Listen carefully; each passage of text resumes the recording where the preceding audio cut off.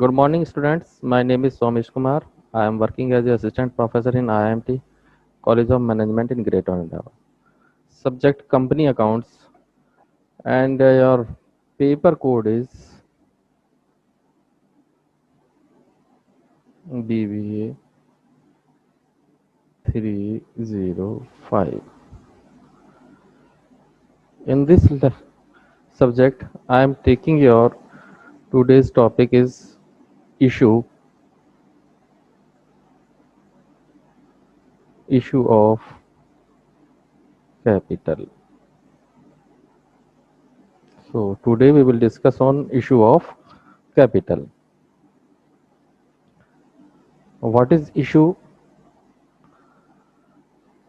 Issue क्या होता है इन अकाउंटिंग लैंग्वेज, इसका क्या यूज है, क्या पर्पस है, ये हम यहाँ डिस्कस करेंगे आज।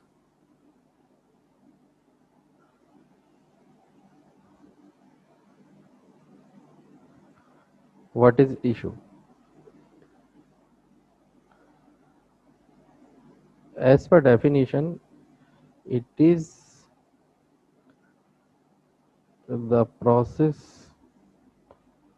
Of allotment of share and debentures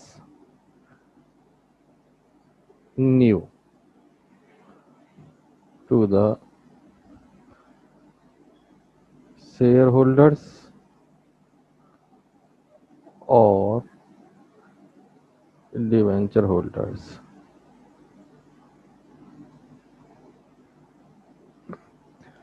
That's why if you're talking about issue, types of issue, we can classify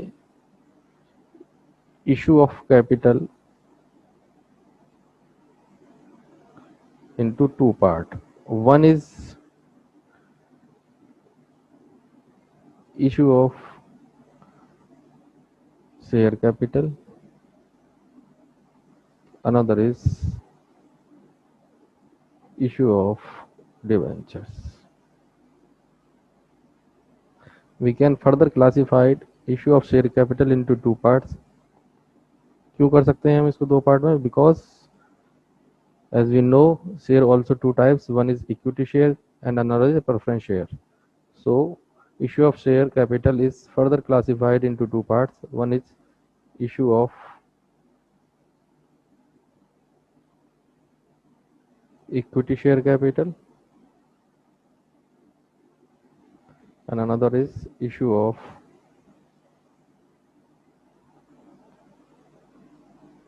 preference share capital. As per definition, we have discussed what is issue. issue क्या है? issue process है कि आप किसी भी public को यानी investors को एक कंपनी अपने शेयर्स को कैसे अलॉट करती है, कैसे डिवेंचर्स अलॉट करती है, उसका एक प्रोसेस है। ये पूरा प्रोसेस कहलाता है आपका इशू। सो अगर मैं स्टेप्स की बात करूं इन issue, what is the various steps in issue?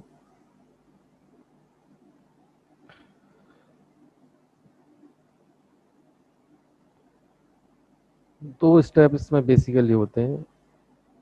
First step है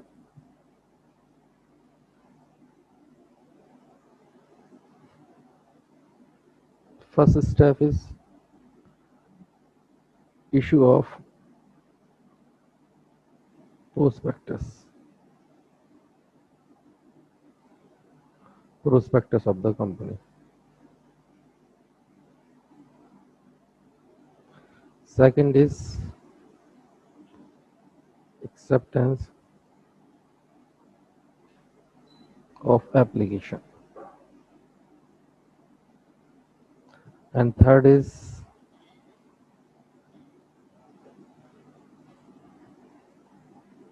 allotment of share और डिवेंचर। दो पार्ट मैंने इसलिए इसमें गए बिकॉज बेसिकली ये पार्ट अकाउंटिंग ट्रीटमेंट के लिए यूज होता है और ये जनरल इंफॉर्मेशन के लिए यूज होता है। यहाँ पे किसी भी मनी का कोई ट्रांजैक्शन नहीं होता, बट इन दोनों स्टेप्स में मनी का ट्रांजैक्शन होता है। और मनी की ट्रांजैक्शन की वजह से ही जो भी अकाउंटिंग ट्रीटमेंट होता है इसी स्टेप्स के लिए होता है। इशू ऑफ प्रोस्पेक्टस की अगर हम बात करें तो व्हाट इज प्रोस्पेक्टस? प्रोस्पेक्टस क्या होता है? किसी भी कंपनी का, किसी भी ऑर्गेनाइजेशन का, किसी भी चीज़ का अगर हम प्रोस्पेक्टस की बात करते हैं तो प्रोस्पेक्टस बेसिकली उस पर्टिकुलर ऑर्गेनाइजेशन की, उस पर्टिकुलर कंपनी के बारे में बताता है कि कंपनी क्या है, कैसे इस्टेब्लिश है, किस नेचर का बिजनेस कर रही है, उसका प्रोस्पेक्ट्स, फ्यूचर प्रोस्पेक्ट्स क्या हैं, क्या उसकी पास्ट हिस्ट्री रही है, या कौन सी नई हिस्ट्री या उसके फ्यूचर प्रोस्पेक्ट्स क्या रहेंगे, इन सब के बारे में ये प्रोस्पेक्टस बताता है। तो यहाँ पे अगर हम इशू की बात कर रहे हैं, issue of prospectus, issue of prospectus का मतलब यही है कि कंपनी बेसिकली अपने इन्वेस्टर्स को अपने बारे में जानकारी देती है थ्रू प्रोस्पेक्टस। इस प्रोस्पेक्टस को देखकर ही कंपनी के इन्वेस्टर्स इंटरेस्टेड होते हैं टू टेक देयर शेयर्स, यानी कि उनकी कैपिटल में वो अपना कंट्रीब्यूशन देने के लिए तैयार होते हैं। जब वो तैयार होते हैं तो वो एक तरह से एक एप्लीकेशन मनी अमाउंट कंपनी को पे करते हैं, जिसे कंपनी एक्सेप्ट करती है।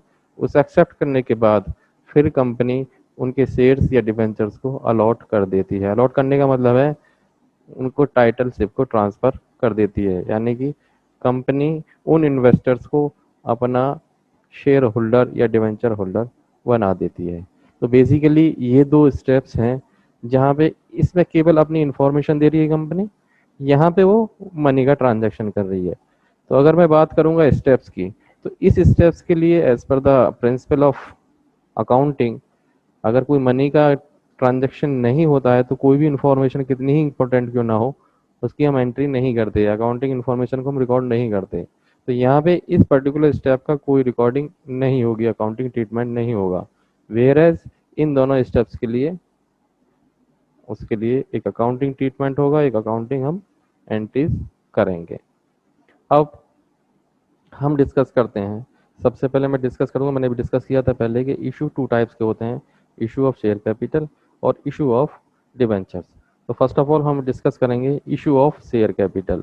इशू ऑफ शेयर कैपिटल में मैं भी डिस्कस कर रहा हूँ issue of equity share capital. अब इक्विटी शेयर कैपिटल क्या है, किसके लिए हम इसे, क्या ऑब्जेक्टिव होता है इशू का, तो ये हम यहाँ पे डिस्कस करेंगे। Now issue of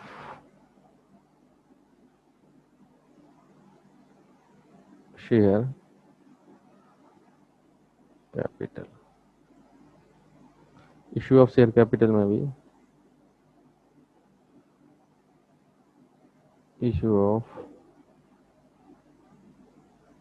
equity share capital. Equity shares issue करने के दो रीज़न होते हैं, हम क्यों इशू करते हैं। ऑब्जेक्टिव जो होता है इसका बेसिकली, ऑब्जेक्टिव है वन इज फॉर कैश और दूसरा है फॉर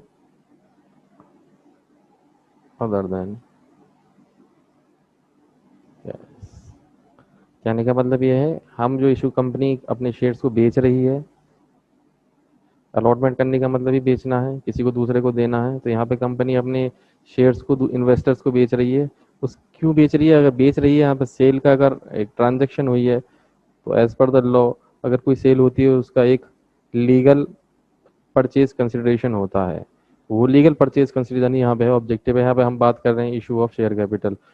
तो कंपनी अपने शेयर्स को क्यों बेचती है, उसके दो रीज़न है। सबसे पहला कैश इकट्ठा करने के लिए, यानी फंड इकट्ठा करने के लिए, क्योंकि कंपनी को रन करना है, कंपनी की वर्किंग को रन करना है, कंपनी को चलाना है, तो उसके लिए उसको कंपनी को पैसे की ज़रूरत पड़ेगी, फंड की ज़रूरत पड़ेगी। तो वो फंड को इकट्ठा करने के लिए भी कंपनी अपने शेयर्स को बेचती है। दूसरा है कभी कभी कंपनी शेयर्स की बजाय अदर असेट्स को परचेज करने के लिए सेल आउट करती है। यहाँ पे वो इकट्ठा कैश नहीं कर रही, यानी कि उनसे डायरेक्टली हार्ड कोई मनी नहीं ले रही है, बट उनकी अगेंस्ट में कोई अदर असेट्स को परचेज कर रही है। और उसके बदले में वो अपने शेयर्स को दे रही है एज ए परचेज कंसिडरेशन। तो जो मेन ऑब्जेक्टिव है शेयर कैपिटल इशू होने का, वो ये है कि पैसा इकट्ठा करना, यानी फंड को रेज करना। दूसरा ये है कि अपने एसेट्स को एक्वायर करना। इन दोनों की वजह से कंपनी अपने शेयर को इशू करती है या शेयर बेचती है। अब हम डिस्कस करेंगे what is the accounting treatment.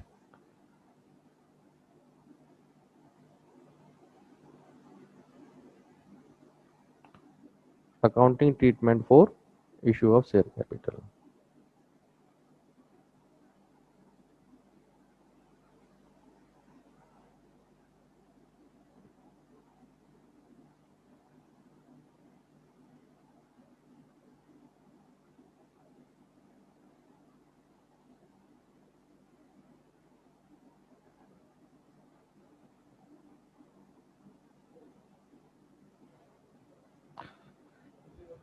Accounting treatment discuss करने से पहले हम डिस्कस करेंगे टाइप्स ऑफ इश्यूज।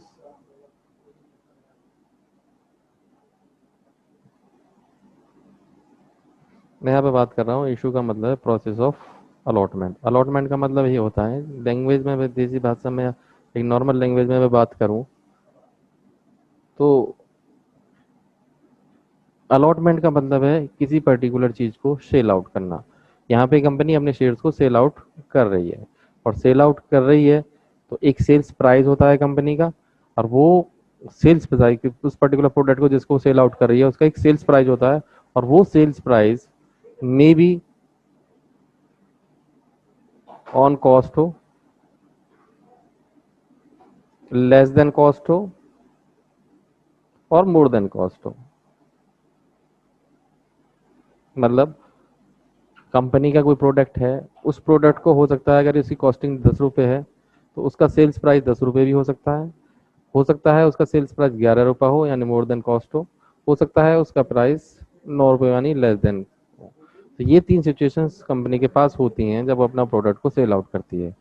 अगर ऑन कॉस्ट होता है तो इसे हम कहते हैं एट पार, यानी जो चीज़ जितने में थी उतने में ही सेल आउट हो रही है। लेस देन कॉस्ट होता है तो हम उसे कहते हैं एट डिस्काउंट, यानी कम में बेच रही है यानी कि डिस्काउंट पे वो दे रही है। मोर देन कॉस्ट होता है, इसका मतलब होता है एट प्रीमियम, यानी वो प्रोडक्ट को प्रीमियम पर सेल आउट कर रही है। सेम इसी तरह कंपनी जब अपने शेयर्स को सेल आउट करती है, सेल आउट का मतलब अलॉटमेंट कर रही है, अलॉटमेंट का मतलब ये है कि वो उसको बेच रही है टू द इन्वेस्टर्स, तो वो अपने शेयर्स को उसके एक्चुअल प्राइस से ज़्यादा पर, कम पर, उस पर बेच सकती है। तो इस एक जो कॉस्ट होती है एक शेयर की, जो नॉर्मल कॉस्ट जिसकी मैं यहाँ पे कॉस्ट की मैं बात कर रहा हूँ, तो शेयर की भी एक कॉस्ट होती है, वो कॉस्ट को हम कहते हैं nominal value, nominal value of the share,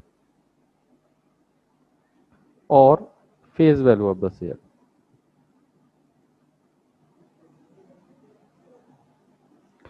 ये फेस वैल्यू और या नॉमिनल वैल्यू उस पर्टिकुलर कंपनी के शेयर की कॉस्ट को डिनोट करता है।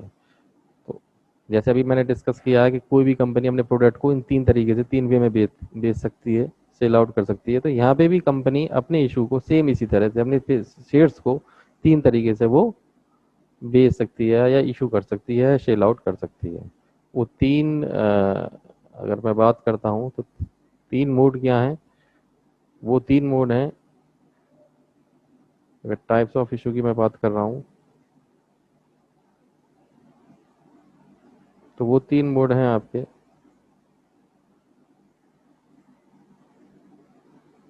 First is issue at par, second is issue at premium, and third is issue at discount. One is this, second is this, third is this। अब हम बात करें इशू एट पार। तो इशू एट पार का मतलब ये है वेयर या व्हेन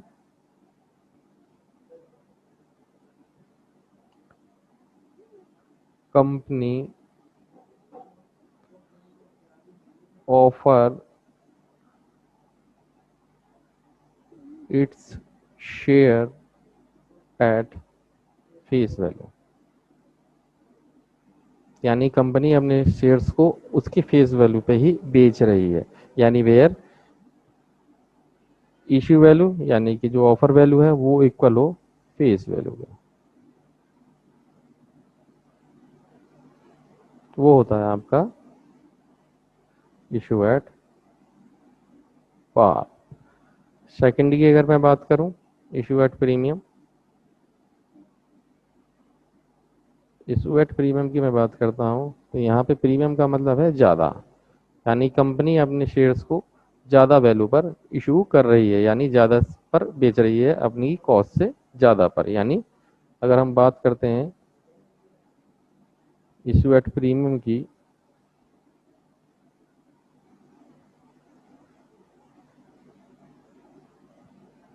तो यहाँ पर issued value is greater than face value of the share, यानी कोई किसी शेयर की 10 रुपये फेस वैल्यू 10 रुपये है, यानी एक्चुअल कॉस्ट 10 रुपये है, और उसे वो 11 रुपये में सेल आउट कर रही है। तो ये जो सिचुएशन है ये आपकी कहलाती है issue at premium.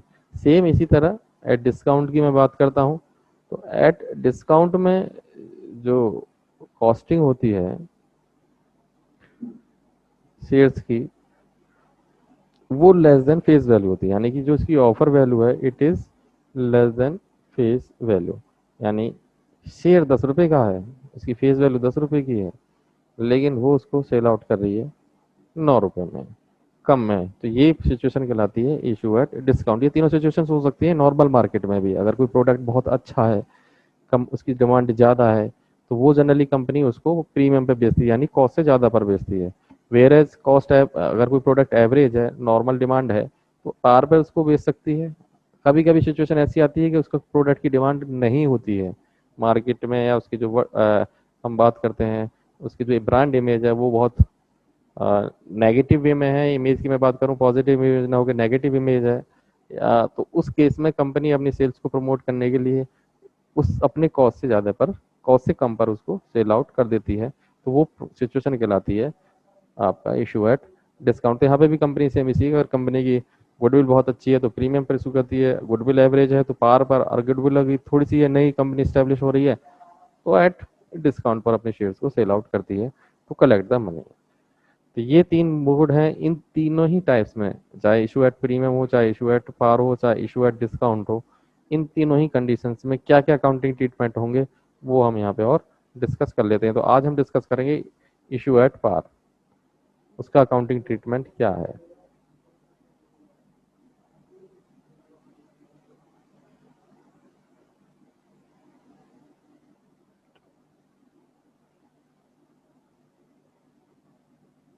Accounting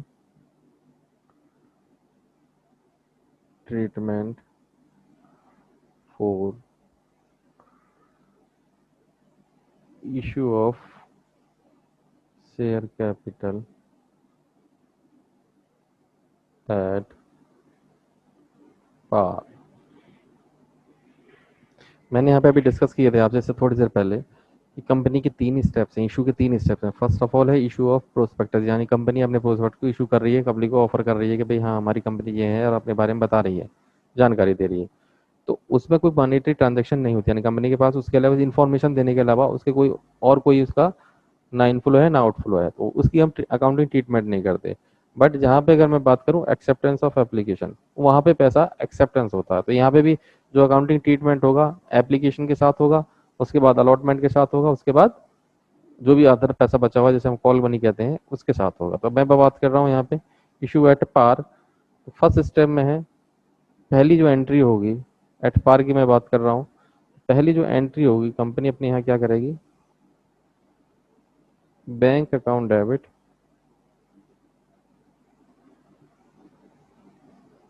to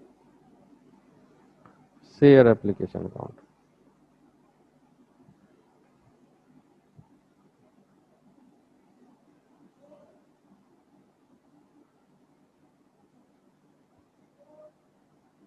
being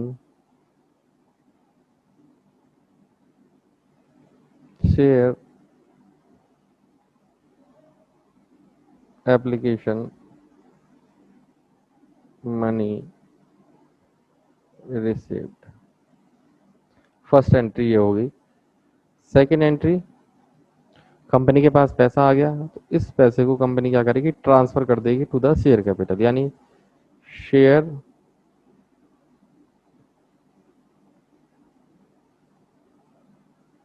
application account debit to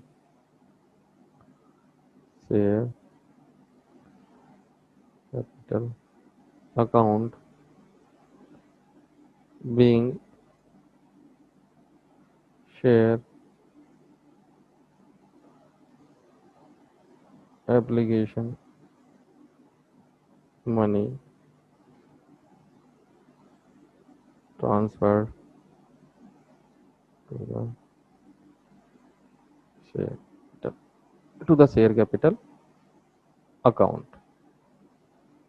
ये दो एंट्री होंगी आपकी ऑन एप्लीकेशन, इसे हम एप्लीकेशन एंट्रीज भी कहते हैं। यानी कि यहाँ पे कंपनी क्या कर रही है, एप्लीकेशन मनी को रिसीव कर रही है और उसको एप्लीकेशन मनी को कहाँ ट्रांसफर कर रही है, शेयर कैपिटल में। तो ये जो पार्ट कहलाता है आपका एक्सेप्टेंस का कहलाता है। तो ये दो एंट्री होंगी जिन्हें हम एप्लीकेशन एंट्रीज भी कह देते हैं। उसके बाद सेकंड स्टेप है अलॉटमेंट का। जब कंपनी ने उस पैसे को एक्सेप्ट कर लिया, उसको ट्रांसफर कर दिया शेयर कैपिटल में, तो उसके बाद कंपनी अब क्या करेगी, शेयर्स को ट्रांसफर करेगी या अलॉट करेगी। अब अलॉट करने का जो अकाउंटिंग ट्रीटमेंट होगी, सबसे पहले वो अलॉटमेंट मनी को ड्यू करेगी, यानी कि कुछ पैसा उनसे मंगाएगी अलॉटमेंट का। तो यहाँ पे क्या होगा, जो थर्ड या सी मैं बात कर रहा हूँ, सी एंट्री की जो होगी अलॉटमेंट की एंट्री अगर हम बात कर रहे हैं, तो ये होगी आपकी share allotment account debit to share capital account share allotment money due. यानी यहाँ पे कंपनी एप्लीकेशन उन्होंने रिसीव कर ली, एक्सेप्ट कर ली। अब कंपनी क्या करेगी, अपने शेयर होल्डर्स को, जो इन्वेस्टर्स हैं, जो इंटरेस्टेड पर्सन हैं, उनसे कहेगी कि ठीक है, हम आपकी हमारी एप्लीकेशन हमने आपकी एक्सेप्ट कर ली है, स्वीकार कर ली है, अब आप आइए और इतना पैसा दीजिए और अपने नाम पर ये शेयर्स करा लीजिए। तो वो जो डिमांड कर रही है अमाउंट को, वो होगा आपका अमाउंट ड्यू की एंट्री होगी, यानी ये वाली एंट्री होगी। थर्ड जो लास्ट फोर्थ एंट्री होगी, वो फोर्थ एंट्री होगी आपकी, डिमांड करी है अमाउंट की तो वो डिमांड भी कंपनी रिसीव करेगी, तो वो रिसीव करने की एंट्री होगी, यानी bank account debit to share allotment account being share allotment money received. ये दो एंट्री अलॉटमेंट तक की होंगी, यानी यहाँ पे वो अलॉटमेंट मनी ड्यू करेगा और उसके बाद उस पैसे को रिसीव करेगा और वहाँ पे वो अपने टाइटल को ट्रांसफर कर देगा। ये अलॉटमेंट का अमाउंट है। इसके अलावा भी दो एंट्री, एक स्टेप और है इसमें जिसे हम कॉल स्टेप कहते हैं। कंपनी जनरली जो शेयर्स का पैसा होती है, उस शेयर्स को समटाइम इकट्ठा, लेकिन जनरली उसको इंस्टॉलमेंट में मंगाती है। इंस्टॉलमेंट का मतलब है कुछ पैसा एप्लीकेशन पर, कुछ अलॉटमेंट पर और कुछ बचा हुआ पैसा जिसे हम कहते हैं कॉल्स पर, यानी जब पैसे की जरूरत पड़ेगी। यानी कि ये तो हो गया एप्लीकेशन पर जो पैसा रिसीव हुआ, जो कि मैंने दो पहले एंट्री बताई है वो वाली एंट्री हो गई। उसके बाद जो अलॉटमेंट ट्रांसफर करने के लिए पैसा हुआ, जो वो लिया और उसका जो अकाउंटिंग ट्रीटमेंट करा, उसकी ये दोनों एंट्री। इसके बाद भी अगर कोई पैसा बच जाता है तो कंपनी को जब भी जरूरत पड़ती है उसको डिमांड करती है, तो वो तभी ये एंट्री होंगी, ये कॉल्स की होती है। यानी कि जैसे अगर मैं बात करूँ 10 रुपये का शेयर है, तो 10 रुपये कंपनी क्या करेगी, भाई 3 रुपये हमें एप्लीकेशन पर दे दो, ₹3 हमें अलॉटमेंट पे दे दो, और बाकी का जो बचा हुआ है वो जो ₹4 हमारे बचे हुए हैं ये कॉल्स पे होंगे, यानी कि जब हमें ज़रूरत पड़ेगी हम तब उसको डिमांड कर लेंगे। तो इसमें एक थर्ड स्टेप और आता है, जैसे हम अगर पैसा बचा हुआ है या कॉल्स भी, उसका कॉल्स का भी प्रोविज़न है, तो वो कॉल्स का एक अकाउंटिंग ट्रीटमेंट होगा, सेम एज़ जैसे हमने अलॉटमेंट पे या एप्लीकेशन पे करा है, सेम उसी तरह हम बात करेंगे यहाँ पे कॉल्स पर भी। तो यानी इसमें एक एंट्री और आ जाएंगी on calls entry. On calls entry का, कॉल्स पर जो एंट्री होंगी सेम वही एंट्री होंगी। First of all call money due करने की, यानी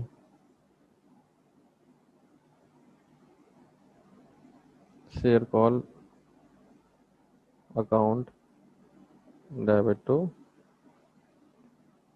share capital account being share call money due, यानी वो डिमांड कर रहे हैं, यहाँ पे ड्यू कर रहे हैं कि भाई इतना पैसा आप हमें दे दो। उसके बाद जो लास्ट एंट्री होगी वो सेम एंट्री, जैसे हमने अलॉटमेंट में पैसा मंगाया तो यहाँ पे भी पैसा कंपनी को रिसीव होगा। ये होगा bank account debit to share call account being share call money receive. ये जो मैंने 6 एंट्री बताई, ये 6 एंट्री नॉर्मल हैं और उन कंडीशंस के लिए हैं जहाँ पे हमने जैसा जैसा कहा या जैसा जैसा हम सोच रहे हैं या कंपनी जैसा जैसा सोच रही है ऐसा उसके साथ हो रहा है। जब तक उसने जितने शेयर्स उसने बेचने चाहे उतने लोगों ने खरीद लिए, और जो पैसा जब जब उसने डिमांड करा कंपनी को वो पैसा मिल गया। बट प्रैक्टिकली ऐसा नहीं होता। उसके लिए 3 अलग अलग सिचुएशंस हो सकती हैं, और वो 3 सिचुएशन क्या होंगी? एक तो नॉर्मल कंडीशन जो मैंने आपको अभी डिस्कस की है, या आइडल कंडीशन भी हम कहते हैं।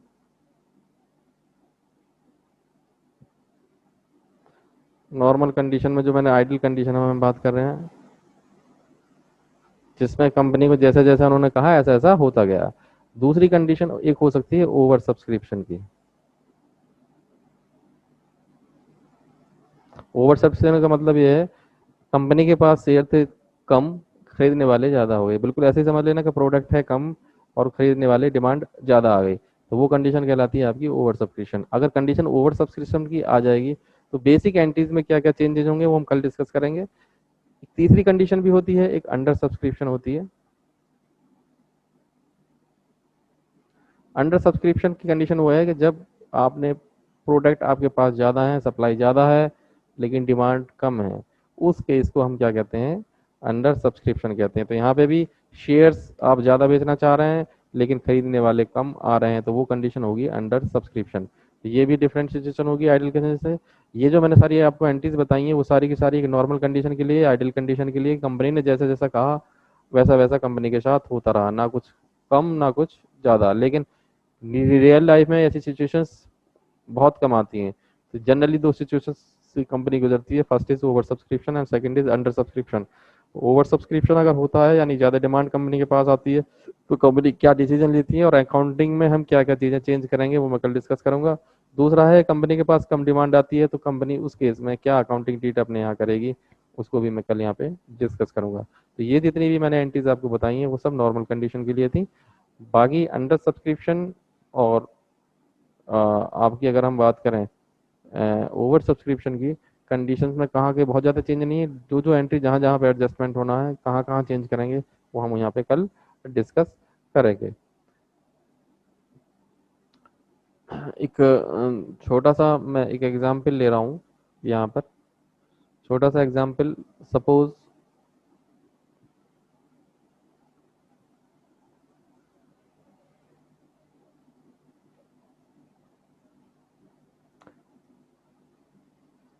Company issued 1000 equity shares, face value of ₹10 each at par. इसका मतलब क्या हुआ, कंपनी ने 1000 इक्विटी शेयर्स इशू किए हैं जिसकी फेस वैल्यू थी ₹10। एट पार का मतलब यह है कि कंपनी ने उसको कितने पे किया है, ₹10 पे इशू किया है, यानी कि ₹10 पे उसका सेल्स प्राइस भी ₹10 रखा है, यानी कंपनी की जो कॉस्ट है उस पर्टिकुलर शेयर की कॉस्ट कितनी है, ₹10।